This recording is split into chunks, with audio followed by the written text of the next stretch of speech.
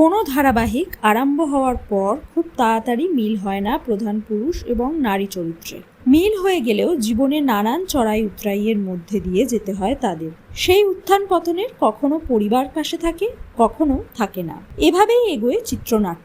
Star জলসার কুমকুমে ঈশান বিদেশে থাকলেও খুবই উদার। বিয়ের পর বিধবা হয় কুমকুম, তারপর শ্বশুরের দ্বারা অত্যাচারিত হয়। মন্দিরে শ্বশুর তাকে মারছিল, সেই দেখে ঈশান তাকে উদ্ধার করে বিয়ে করতে চায়। এর আগেও শ্বশুরের অত্যাচার থেকে ঈশান তাকে বাঁচিয়েছিল।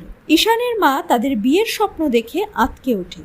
তার এই স্বপ্নই কি সত্যি হবে? কুমকুম চাইলে ঈশান যে বিয়েতে রাজি তাও বলেছে ঈশান। ঈশান যখন বিয়ে করে থিতু হতে চাইছে তখন জি বাংলার কোণে দেখা আলোয় বনলতাকে নিয়ে যেবার অনুভব।